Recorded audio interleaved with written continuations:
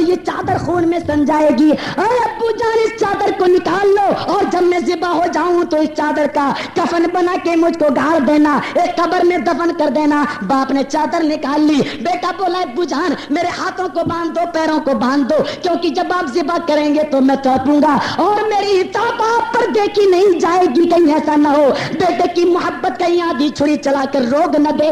اے ابو جان ہاتھوں پیروں کو باندھ دو تاکہ میں تڑپ نہ سکوں. باپ نے ہاتھ بھی باندھ دیے, پیر بھی باندھ دیے. اور غور کرو, بیٹا بولا کہ ابو جان میں نہ جو تمام کاموں کو کر لیا, جاتے وقت میری ماں سے الوداعی سلام بھی کہہ دینا. باپ نے بیٹے کو پچھاڑا. او کائنات کے رب کی قسم, زمین بھی رو دی, آسمان بھی رو دیا, فرشتے بھی رو دیے, سمندر کا پانی بھی جنبش نہیں مار رہا ہے اور درختوں کے پتے بھی نہیں ہلتے کہ آج ایک باپ اپنے بیٹے کو ذبح کر رہا ہے. ساری چیزیں خلاف توقع اس واقعے کو دیکھ رہی ہیں. اس موقع پر بیٹے کی زبان سے جو جملے نکل رہے تھے تو باپ کے دل پہ کیا اثر ہو رہا ہوگا. بس آج وہی نقشہ عمر ابن عبدالعزیز کے سامنے, لیکن پتھر کی چٹان بنا ہوا ہے. بیٹے کی پیٹھ پہ 76 77 78 69 80واں کوڑا پڑا. بیٹا ہر کوڑے پر پانی مانگتا جاتا ہے اور جیسے ہی بیٹے کی پیٹھ پر 80واں کوڑا پورا ہوا, بیٹے نے آخری چیخ ماری, یا بتی آتینی الماء, او ابو جان مجھے پانی پلا دو. ابھی آتینی الماء کا حمزہ نہ نکلا, ابھی الوا پوری پانی پلا دو کی باؤ ختم نہ ہوئی کہ بیٹے کی روح کب سے عنصری سے پرواز ہو گئی, بیٹے کا انتقال ہو گیا, بیٹا اس بھارے پانی سے کوچ کر گیا. ذرا انصاف دیکھو مسلمانوں, باپ نے آرڈر دیا رک جاؤ, رک گئے, سانس بند. مسئلہ ہے 100 کوڑا اگر کسی کو سزا ہو اور کوئی بیچ ہی میں مر جائے 80 کوڑے کھا کے یا 70 کھا کر, تو 20 کوڑے جو باقی بچتے ہیں وہ معاف ہیں, اس لیے کہ اب وہ مردہ جسم پر نہیں مارے جائیں گے. حدیث کے الفاظ ہیں مردہ کو تکلیف دینا زندہ کو تکلیف دینے کے مترادف ہے. اس لیے ایک حدیث میں آیا کہ مردے کی ہڈی کو مت توڑو کیونکہ وہ زندے کی ہڈی کو توڑنے کے مترادف ہے. برابر ہے, اس قسم کا اگر ذوق ہی کیوں نہ پایا جاتا ہو, لیکن بہرحال یہ حکم ہے کہ مردے کو تکلیف مت پہنچاؤ. تو آپ نے اندازہ لگاؤ کہ بیٹے کے جسم پہ اب کوڑے نہیں مارے جا سکتے. اب یہ چیز تو معاف ہے 20 کوڑے جو باقی بچے ہیں, لیکن باپ کا تقویٰ دیکھو, پرہیزگاری دیکھو. باپ نے یہ کہا کہ 20 کوڑے جو باقی بچے ہیں اس کو اس کے باپ کے جسم پر مار دیے جائیں تاکہ میرے بیٹے کا حق ادا ہو جائے, میرا بیٹا اس جرم سے چھوٹ جائے. لہذا باپ نے زبردستی اپنے آپ کو رکھا. اس چیز پر اختلاف ہے کہ باپ کے کوڑے مارے گئے یا نہیں مارے گئے. بہرحال یہ باپ کا ایک تقویٰ تھا.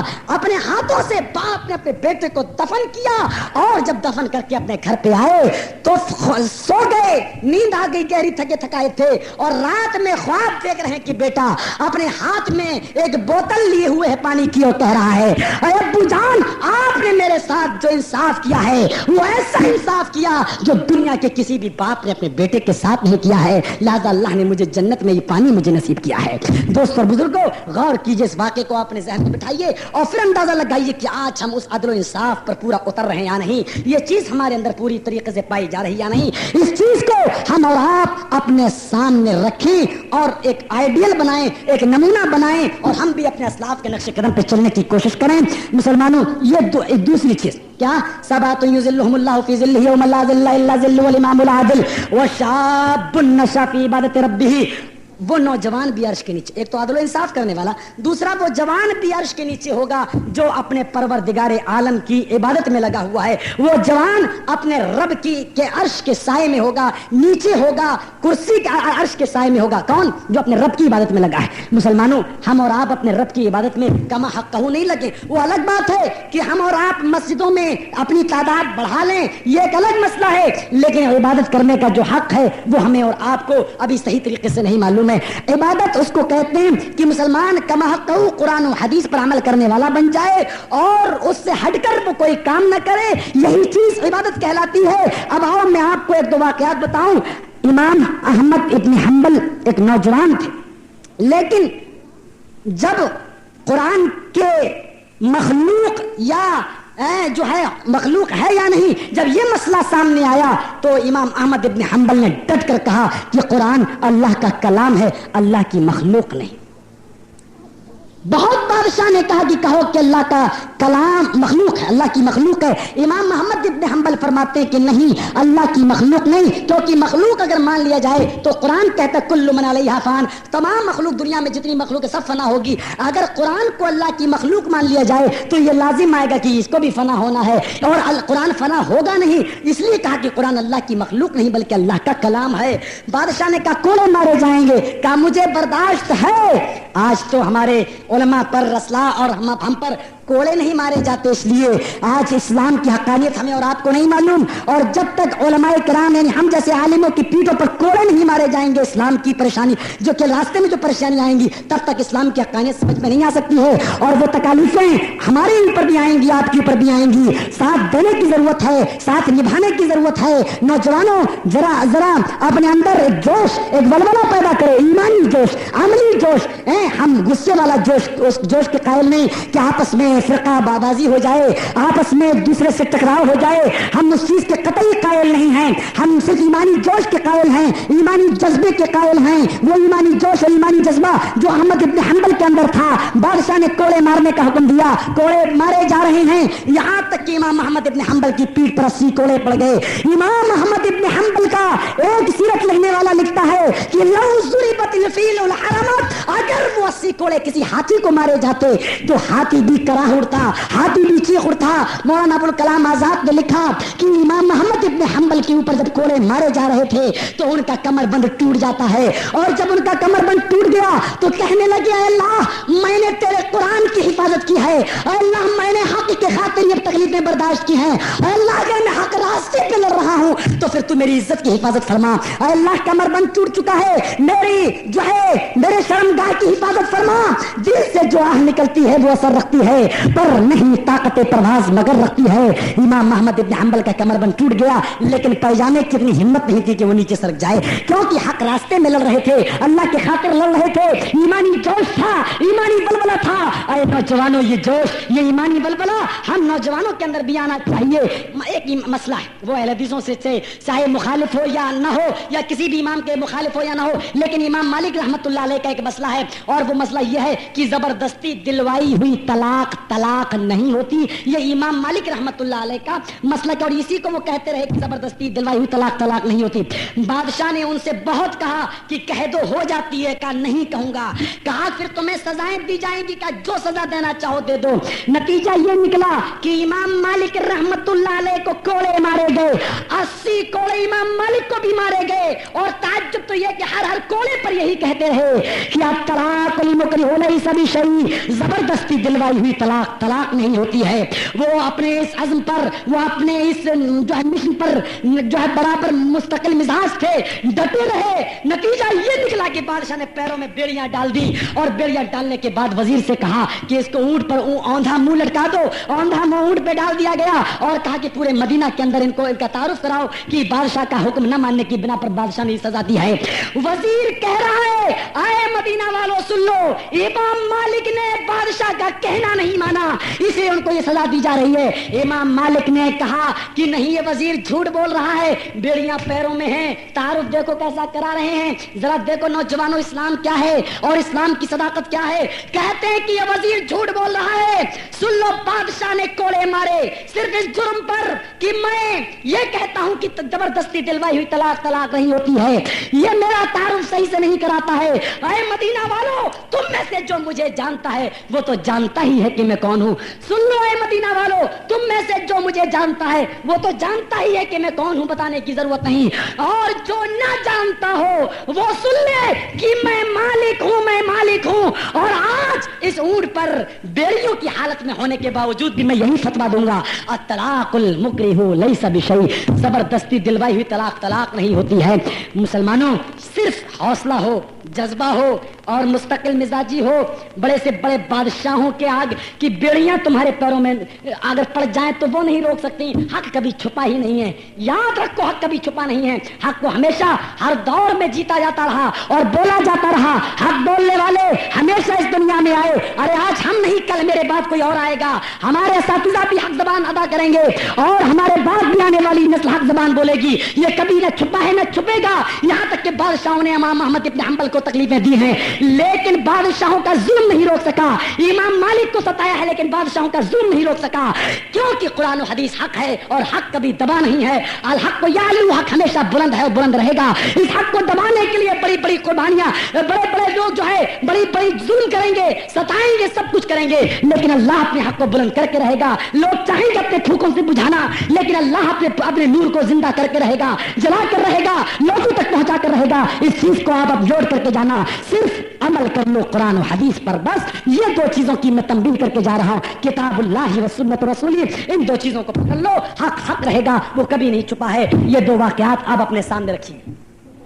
अल-इमामुल आदिल व शाबुन नशा फी इबादत रब्बिही व रजुलुन क़ल्बुहु मुअल्लकुन फिल मसाजिद, और तीसरा आदमी अर्श के नीचे वो होगा जिसका दिल नमाज की तरफ लगा हुआ है। ज़ोहर पढ़ के आता असर की तरफ जा रहा है, असर पढ़ के आया कि मगरिब की नमाज की तरफ फिक्र लगी हुई है, मगरिब पढ़ के आया कि ईशा की नमाज की उसको उलझन लगी हुई है, ईशा पढ़ के आया कि फजर की नमाज की फिक्र उसको दामन की रखी कि फजर की नमाज का वक्त, फजर की नमाज पढ़ने के लिए जाएं। मुसलमानों, ये चीज मैंने कई मरतबा आपको बतला दी है और आज भी मैं आपको बतला देता हूँ। नमाज सबसे अहम दीनी रुकन है और इसको हमें और आपको हर हाल में पढ़ना है। नमाज की अहमियत का अंदाजा सिर्फ आप इस बात से लगा लीजिए, रोजा हालत बीमारी में माफ है, आप उसकी कज़ा कर सकते हैं। अगर आपके पास पैसा नहीं तो आप हज करने नहीं जाएं, अगर आपके पास इस्तिताअत नहीं है तो हज भी आपके ऊपर से माफ है, लेकिन नमाज कभी किसी हाल में माफ नहीं। अगर जंग भी हो रही है तो आपको नमाज अदा करना है।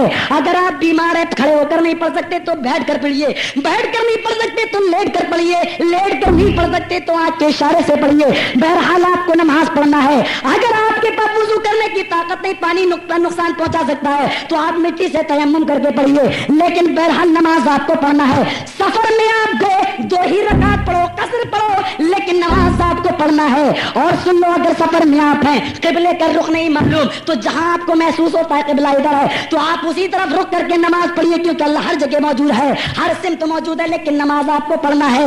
नमाज कभी किसी हाल में माफ नहीं, इसलिए इसका अंदाजा यहीं से लगा लो। और सुन लो, एक मौजूदा मैं अल्लाह के नबी का आपके सामने बयान कर दूं। नबी अकरम ने फरमाया, सरवरे कायनात के पास एक ऊंट भागता हुआ दौड़ता हुआ आया। देखिए दलाइलुन नबुव्वा के अंदर इस वाक़े को कि एक ऊंट दौड़ता हुआ आया, उसका मालिक उसके पीछे लंबी छुरी तलवार लेकर दौड़ रहा है। वो ऊंट अल्लाह के नबी के पास आकर रुक जाता है। अल्लाह के नबी ने कहा, मालिक इस ऊंट को क्यों मार रहा है? कहा, अल्लाह के नबी ये ऊंट मेरा कहना नहीं मानता, मेरी फर्मा बरदारी नहीं करता, मेरे हुक्म की खिलाफ वर्जी करता है। मैंने सोचा था कि मैं इसको खरीदूंगा, ये मुझे कुछ नफा पहुंचाएगा, ये मुझे कुछ फायदा पहुंचाएगा, लेकिन इस ऊंट ने मुझे कोई फायदा नहीं पहुंचाया, इस ऊंट ने मुझे कोई फायदा नहीं दिया, मेरा कहना नहीं मानता और मेरा नुकसान ही करता रहता है। इसलिए आज मैं इसको मारने के लिए, ज़िबा करने के लिए इसके पीछे दौड़ रहा हूं। आपने उस ऊंट से कहा कि आए ऊंट, तू अपने मालिक का कहना क्यों नहीं मानता? वो ऊंट अल्लाह के नबी के कान में कहता है। अल्लाह के नबी ने फरमाया कि आए मालिक ऊंट के, ये ऊंट तेरी शिकायत कर रहा है, कह रहा है कि मेरा मालिक अल्लाह के नबी फजर की नमाज में सुस्ती करता है और ईशा की नमाज में सुस्ती करता है। और आपने फरमाया, नबी अकरम ने फरमाया कि जो लोग फजर और आयशा की नमाज में सुस्ती करते हैं उनको डरना चाहिए कि कहीं अल्लाह की तरफ से कोई नागहानी अज़ाब ना जाए। और अल्लाह के नबी, मैं इस घर से इसलिए भाग रहा हूं क्योंकि मेरा मालिक सुबह की नमाज में सुस्ती और ईशा की नमाज में सुस्ती करता है, कहीं अल्लाह की तरफ से कोई नागहानी अज़ाब ना जाए और उस अज़ाब में कहीं मुझे न लपेट लिया जाए, इसलिए मैं भाग रहा हूं और इसलिए मैं अपने मालिक का कहना नहीं मानता हूं। अल्लाह के नबी से वो मालिक कहने लगा, ऊंट का मालिक कहने लगा, अरे अल्लाह के नबी आइंदा मैं अपनी एक भी नमाज नहीं छोड़ूंगा, वक्त की पाबंदी करूंगा। ऊंट ने जो कुछ भी कहा वो बिल्कुल सही कहता है। अल्लाह के नबी ने ऊंट को जाने का हुक्म दिया, अपने मालिक की फरमा बरदारी का हुक्म दिया, लिहाजा ऊंट भी चल दिया।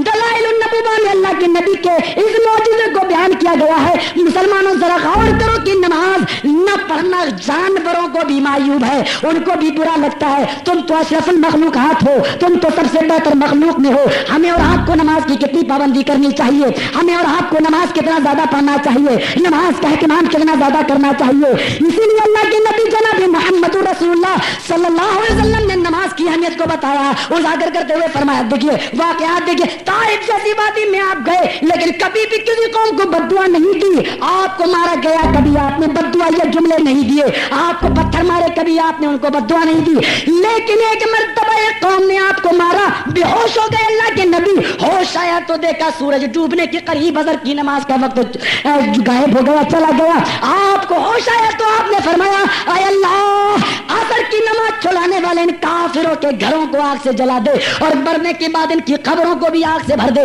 नमाज की अहमियत का अंदाजा यहाँ से लगा सकते हो। आपको सताया गया, आपने कभी बद्दुआ नहीं दी, लेकिन नमाज जब आपकी छुड़ाई गई तो आपने बद्दुआ या जुमले भी अदा कर दिए।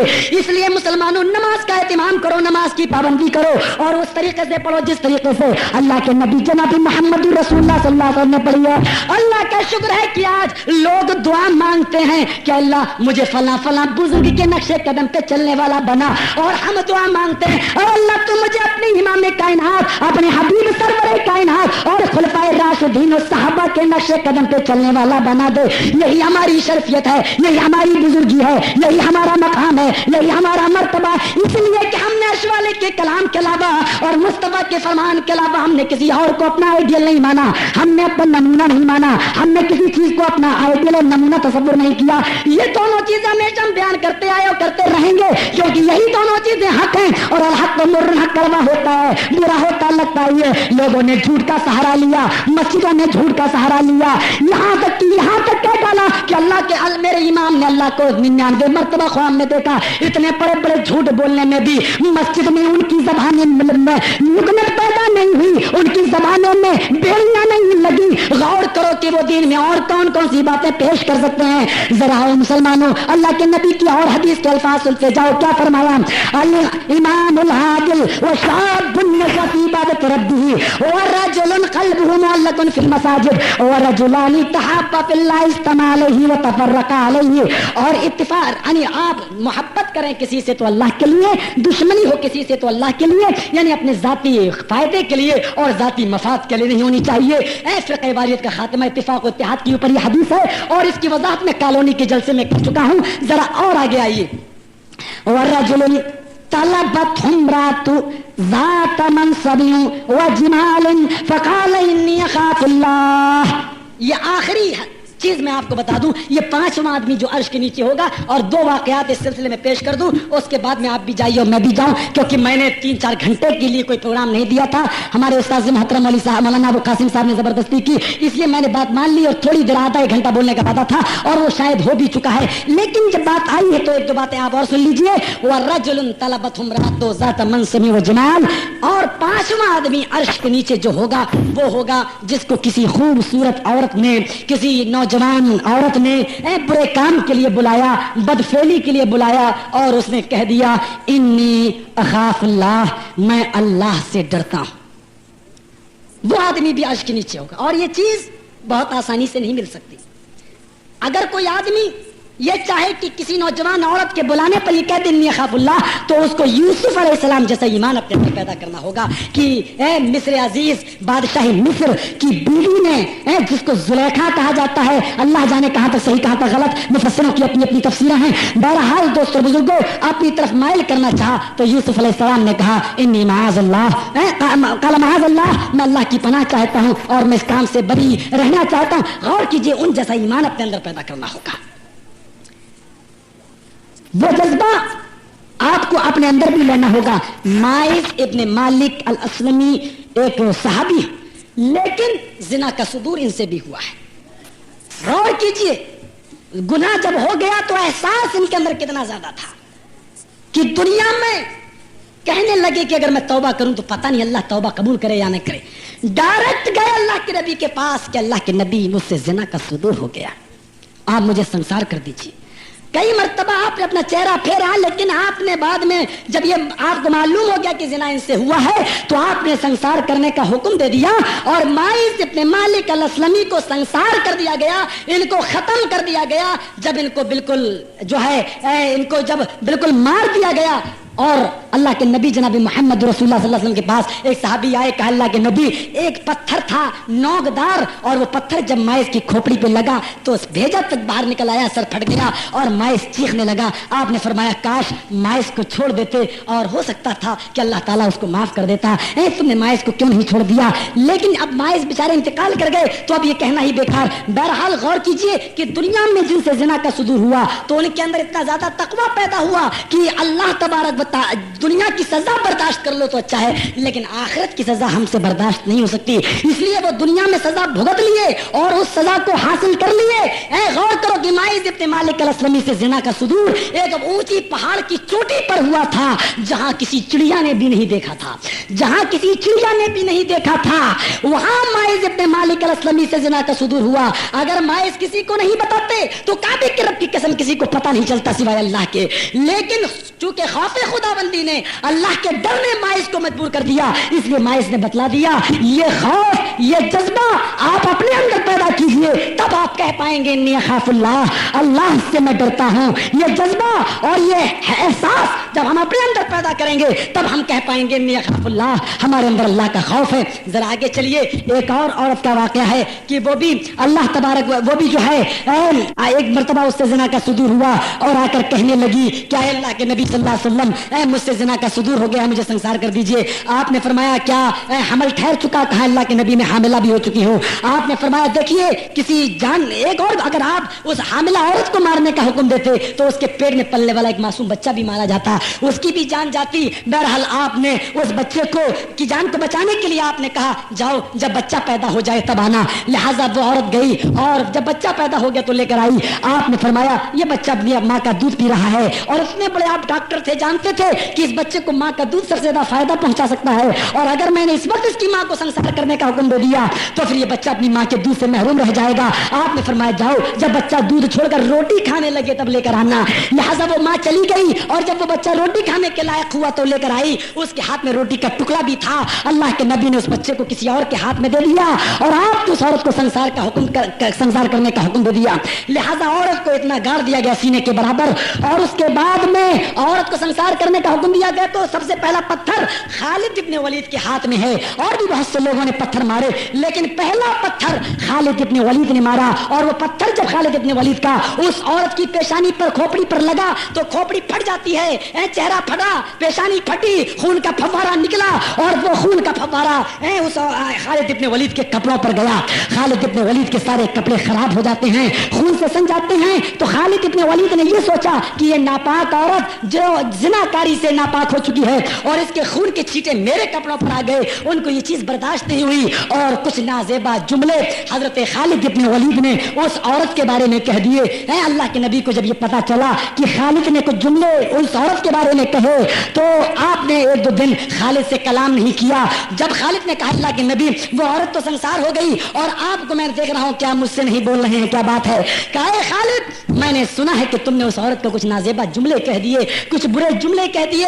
کہا ہاں اللہ کے نبی، کیونکہ اس عورت کے خون کے چھینٹوں نے میرے کپڑوں کو خراب کر دیا تھا، وہ ایک ناپاک اور نجس عورت تھی جس کے خون کے چھینٹوں نے میرے کپڑوں کو خراب کر دیا ہے، اس لیے میری زبان سے جملے نکل گئے۔ آپ نے کہا خالد اپنی زبان بند کرو، خبردار جس عورت کو تم نے ناپاک کہنے کی کوشش کی ہے تم نہیں جانتے خالد اس عورت نے کیسی سچی توبہ کی ہے، اس عورت نے کیسی سچی توبہ کی ہے۔ اے خالد تمہیں نہیں معلوم اس عورت نے ایسی پکی اور سچی توبہ کی ہے کہ اگر اس عورت کی توبہ کو اس مدینہ کے 70 گناہگاروں پر ڈالا جائے، اس مدینہ کے 70 ایسے گناہگار جو جہنم میں جانے کے لائق ہیں، اگر اس عورت کی توبہ ان 70 لوگوں پر بانٹ دی جائے تو اس عورت کی توبہ سے ان 70 لوگوں کی بخشش ہو جائے گی، ان کی بھی مغفرت ہو جائے گی۔ ایک روایت میں آتا ہے کہ اگر پورے مدینہ پر اس عورت کی توبہ کو ڈال دیا جائے تو اس کی توبہ اتنی سچی تھی کہ پورے مدینہ کو بخشوا لے گی۔ ذرا غور کرو میرے دوست اور بزرگوں، اس عورت سے زنا کا صدور ایک بہت گہری جھاڑی میں ہوا تھا جہاں کسی نے نہیں دیکھا، لیکن خوف خدا بندی نے اس کو ڈرایا۔ وہ جانتی تھی کہ دنیا کا عذاب ایک ہے، آخرت کے عذاب کے آگے اگر یہ تصور ہم اپنے اندر پیدا کر لیں تو انی اخاف اللہ ہم کہہ سکتے ہیں، اپنی نظروں کو نیچے جھکا کر چلنے والے بن جائیں اور ہم صاف طور سے کہہ دیں آج ہماری ماں اور بہنوں کے اندر جو رواج پیدا ہو چکا ہے برقع اوڑھنے کا، ایسے برقعوں کی شاید شریعت اسلامیہ کے اندر کوئی اجازت نہیں ہے، جو آج کے اس ماڈرن دور میں چل رہے ہیں اور جو آج کی ہماری ماں اور بہنیں استعمال کر رہی ہیں. برقعے کا مطلب ہوتا ہے پردہ, اور وہ برقع جس سے عورت کا پورا پردہ ہو سکے.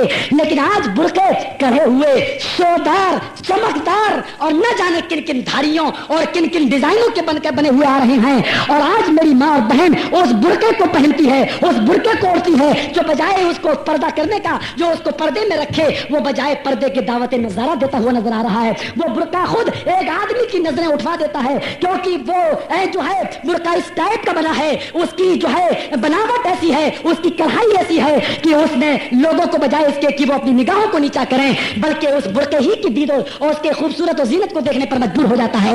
لہذا ایسے برقعوں سے میری ماں اور بہنیں پرہیز کریں جو مردوں کی نظروں کو اٹھانے والے برقعے ہوں. لہذا میری ماں اور بہنوں, میں نے پہلے بتایا تھا کہ عورتوں کے سلسلے کا پورا موضوع شادی کیسے کی جائے اور نکاح کن لڑکیوں سے کیا جائے, لڑکا کیسا ہو, اسلام میں جہیز دینا چاہیے نہیں, معاشرے کی تباہی کے اسباب کیا ہیں, اور لڑکا کیسا ہو, لڑکی کیسی ہو, یہ تمام مفصل گفتگو انشاءاللہ 16 اکتوبر کو ہوگی. اور چلتے چلتے میں آپ سے ایک بات یہ بھی بتا دوں کہ اب یہ میرے اس دور کا آخری اجلاس ہے. 16 اکتوبر سے پہلے اب آپ ہم سے کسی بھی جگہ کی کوئی تاریخ نہ لیں اور کوشش بھی نہ کریں ہم سے کوئی تاریخ لینے کی, کیونکہ میں چلا بھی جاؤں گا. ہاں ہو سکتا ہے آپ کے بلانے سے آؤں, لیکن جمعے کا دن کوئی مل جائے, جمعہ کہیں پڑھا دیا وہ ایک الگ بات ہے, جمعے میں کہیں خطبہ دے دیا وہ ایک الگ بات ہے, لیکن انشاءاللہ 16 اکتوبر سے پہلے اب کسی دوسری جگہ جلسہ کی تاریخ یا اجلاس اور مسجد کی تاریخ آپ مت لیجیے. دال چاول بالکل آپ مت بنا ڈالیے کہ جب چاہو تب کھا لو, یہ چیز غلط ہے. نصیحت کم لیکن عمل زیادہ ہونا چاہیے. اس لیے میرے عزیزوں, میرے دوستوں, میرے بزرگوں, آپ نے